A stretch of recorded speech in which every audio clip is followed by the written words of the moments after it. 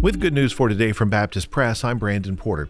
In the twilight of his 99 years, the Reverend Billy Graham met with Duke Divinity School historian Grant Wacker, who was writing a biography of the famous evangelist. History was on Graham's mind.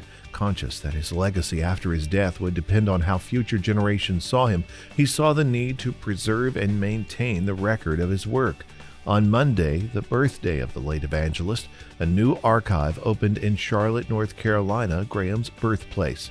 The 30,000 square foot state-of-the-art research center brings together videos, cassettes, films, newspaper clippings, sermon notes, correspondence, and a lifetime of memorabilia from Graham's career, which began with a sermon at a Florida Baptist church in 1937.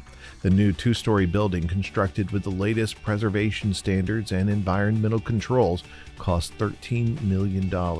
It unites all of Graham's records, not only from the Wheaton College archive, but from Minneapolis, where he started his formal ministry, and from Montreal, North Carolina, where Graham and his wife lived for decades in a log cabin-like home.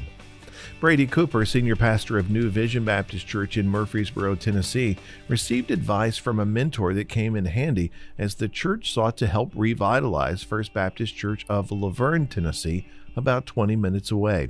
Before you go into making big decisions, look around and see what God's doing. In a model the megachurch had never before undertaken, it led First Baptist LaVergne, a struggling Anglo church, to merge with Las Americas, a vibrant Hispanic congregation renting worship space at First LaVergne.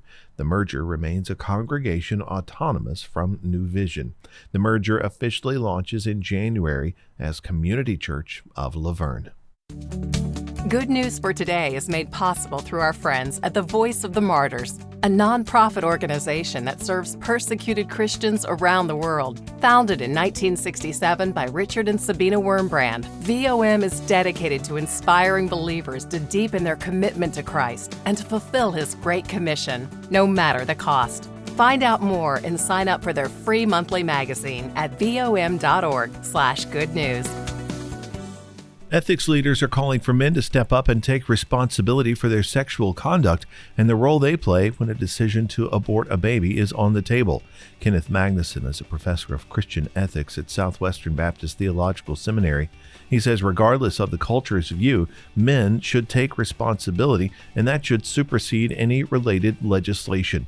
He said Christian men can positively bring about change by demonstrating sexual integrity, serving as protectors of women, and speaking the truth about abortion. You can read the full story at our website, baptistpress.com.